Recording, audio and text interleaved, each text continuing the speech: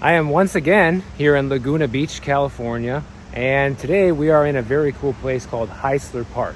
As you can see, Lizzie is with me today. Hi everyone. Decided to join me for the walk. Maybe she'll say a few more words today. We'll see. No, I know some I'm of you too want shy. to. Some of you I'm want too to hear shy. from her, but she doesn't want to talk as much as you would like her to. Only in person. I'm a talkative person. Yeah. Not in front of the cameras like you. But anyways, you guys might actually recognize this park because a lot of you watch my channel, but you also watch the I Allegedly channel with Dan. And I've seen him do videos here a couple dozen times. You know, I watch his channel. I'm a fan of his channel. And by the way, guys, I reached out to him and his team a couple of times already since I've been here in California, but haven't heard anything back to try to do a walk and talk with Dan. So if you have any way to get in touch with him and try to hook us up, I'm down here in Southern California for a couple more weeks. But I just had to come to this spot because this is a very beautiful place to shoot a video. I've been here before. I was actually here 2 years ago, back in 2021, and we kind of discovered this spot by accident. And you know, after seeing different videos here, I definitely had to come and do my own. Even if you've seen this place before, today you'll see it Michael Bordenero style.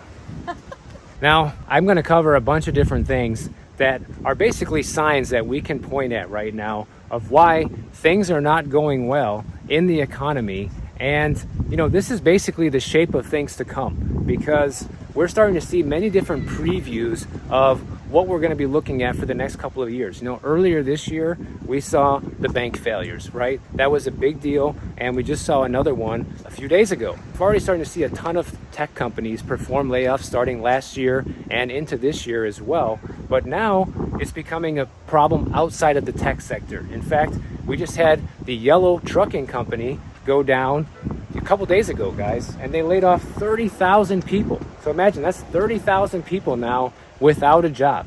And what are those people going to do if they have mortgage payments or they're living paycheck to paycheck, or, you know, they have credit card bills up to the eyeballs like so many people do?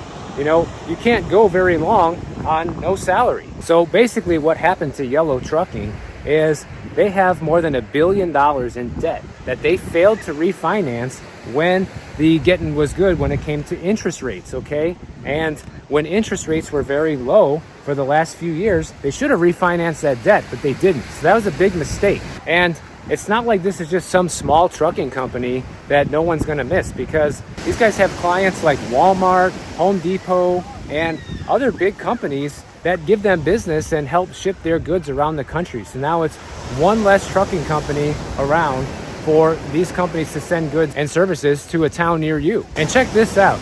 The Yellow Trucking Company received a $700 million pandemic relief loan from the federal government in 2020. And that loaded their company with further debt on top of the debt they were already carrying, okay?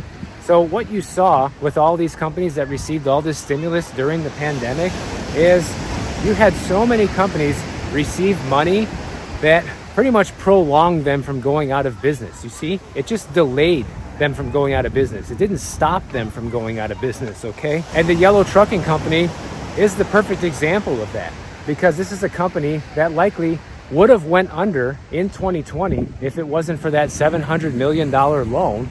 And because they got that loan, they were able to stay in business a few years longer, but now they went kaput. And that's why I think this is going to be the shape of things to come with a lot of other businesses, because these pandemic relief funds that so many businesses receive were mishandled and misused, to say the least, or sometimes flat out stolen and not used for anything when it came to keeping their business afloat. But even companies that attempted to use the money to stay in business and keep their operations going, obviously it didn't work. And Yellow Trucking is a perfect example of that. I think what you're going to see going into the second half of this year and into 2024 is more companies start to go belly up in the same exact situation as Yellow, because you have all these companies that were on the verge of going out of business anyhow, and then surprise lifeline was extended to them in the form of the pandemic relief funds that if we didn't have the pandemic, they never would have been offered that money and probably would have went out of business back then, right? So you have all these companies that were struggling financially for a long time before the pandemic. The pandemic came along, saved them temporarily, and temporarily is the key word, because now the rooster's coming home to roost, guys, and it's time to see who's really making money and who isn't. Because now that all these companies are running out of money, or they're in a situation where the cost to service their debt is much higher than it was when interest rates were low, you're going to see who really is a financially healthy company and who isn't. And I think you're going to see, unfortunately, more businesses start to go under the second half of this year and into next year as interest rates remain high.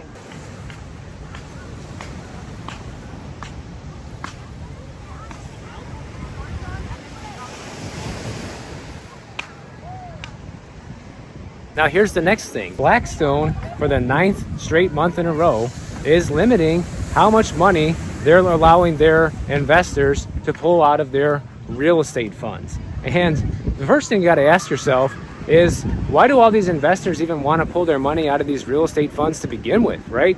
Because you have people in the comments saying how great real estate is and that it's only going to go up from here, but yet you have all these investors that are dying to pull their money out of these real estate funds, but literally they can't.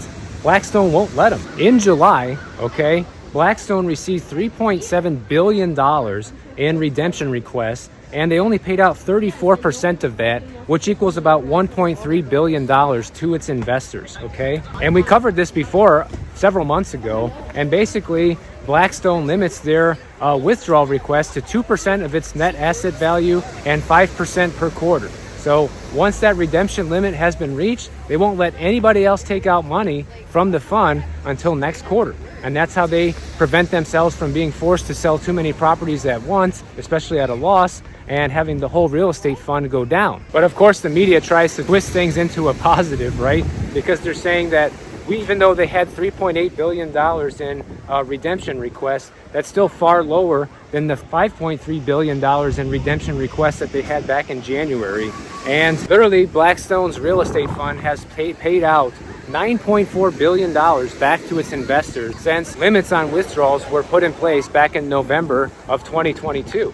And they decided to put those limits into place because they were already getting an alarming amount of withdrawal requests starting at the end of last year, guys. And that's showing no sign of stopping, especially when you're looking at 9 straight months of overages of redemption requests. So that's what I want people to ask themselves, people who think that everything is going great right now, especially when it comes to real estate, is why would investors be asking for their money back? Because if it was such a great investment to be poured into these Blackstone funds, why wouldn't they just keep their money in there, right? Doesn't really make any sense. Who in their right mind wants to pull out of a good investment, right? And you know, here's another alarming factor when you dig a little bit deeper into this story, because this real estate trust owns $122 billion in assets, okay? Most of them are in the Sun Belt, which are in the really hot southern states throughout the country. And the majority of the places that they own are apartment buildings and warehouses. These are supposedly supposed to be the 2 strongest categories of commercial real estate right now, but people want out of it. So what's going on? I don't understand, because if everything was going well with having your money tied up into these real estate funds, then there should be no problem, right? Especially if you're making money, you're getting a return. Why do so many people want out is what I would like to know. Well, one of the reasons could be the fact that Blackstone said they experienced a negative 7% cash flow growth in the first 6 months of the year. So their cash flow is literally shrinking on all these commercial properties. And part of that is probably due to the high interest rates, but it's also because you can't charge people an arm and a leg for rents anymore. Whether it's for commercial or apartment buildings, people are not able to pay the high rents of the pandemic. You know, when everybody was getting all the free money, people could afford to pay these higher rents. But now that all that's over with, the days of the extremely high rent are over as well. But supposedly it's still a good investment because the fund has returned 1.3% year to date and has returned 11.7% annualized since its inception in 2017. But yet you have record amounts of redemption requests. So the other side of that could be a lot of the people that are invested in these funds need that money back. It's not that they want it back, but they need it back for their own life and their own expenses that are coming up right now because everything is out of control when it comes to expenses.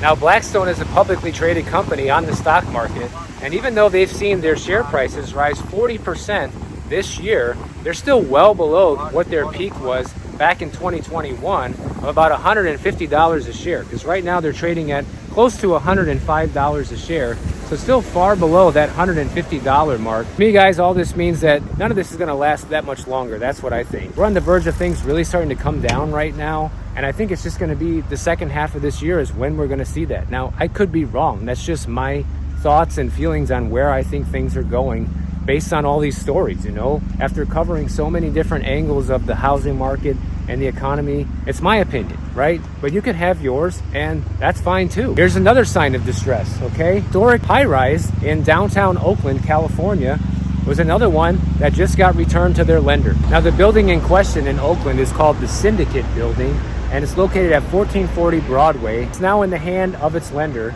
because the owner decided to just give it back to the bank because the place is literally worth half of what they owe on it.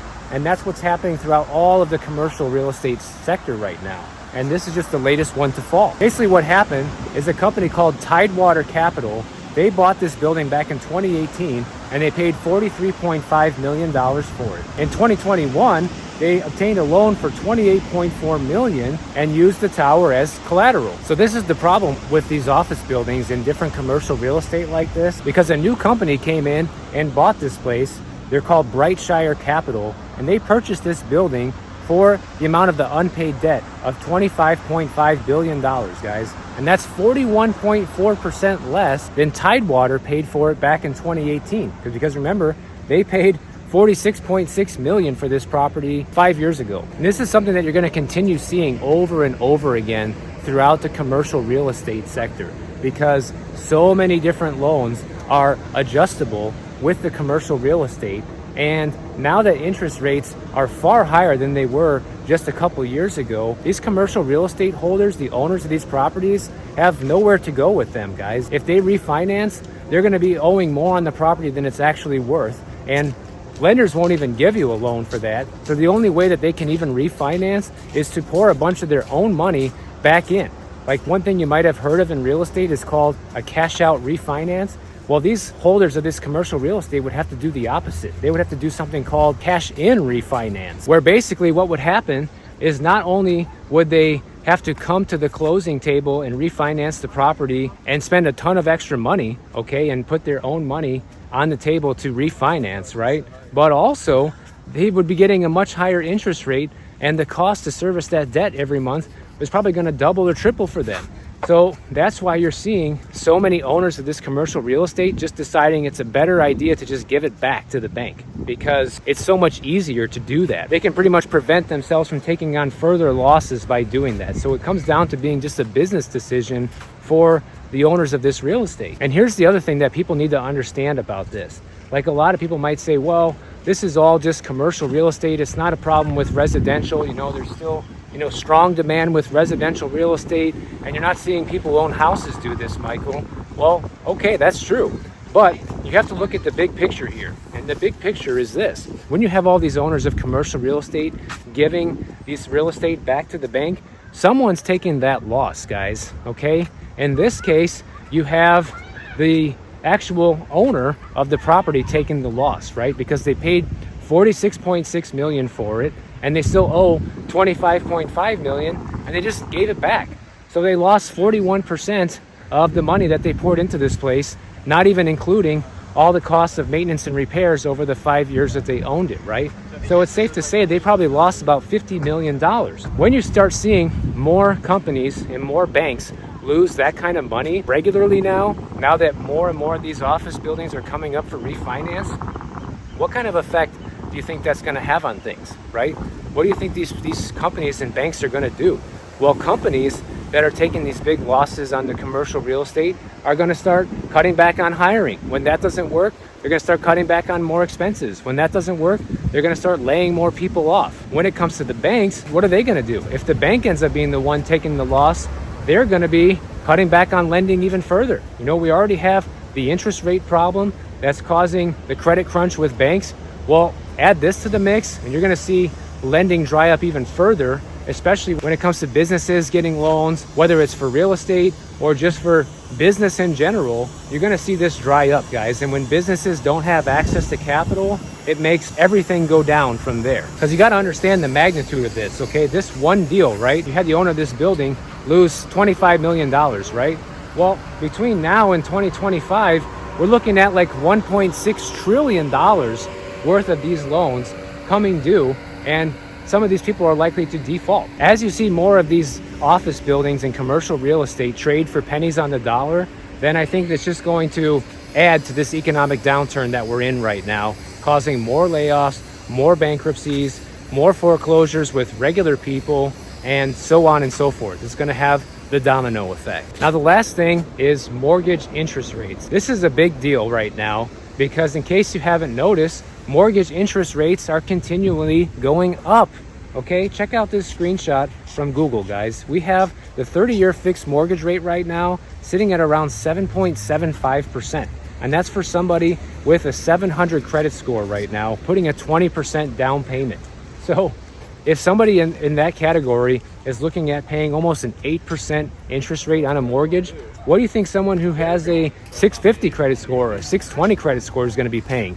Well over 8%. To me, the thing that's funny about this is the fact that you saw so many real estate experts and so many economy experts saying, oh, don't worry about it. By the end of 2023, we're going to see mortgage interest rates back down to 5%. And as soon as mortgage rates hit 5%, then everybody's going to be putting their house for sale again, and it's going to make the housing market shoot back up to the moon, which is just a complete joke right now, guys. Anybody who thinks that we're going to see interest rates back down to 5% by the end of this year is delusional, because if anything, they're going to end the year even higher than they're at right now, then go down.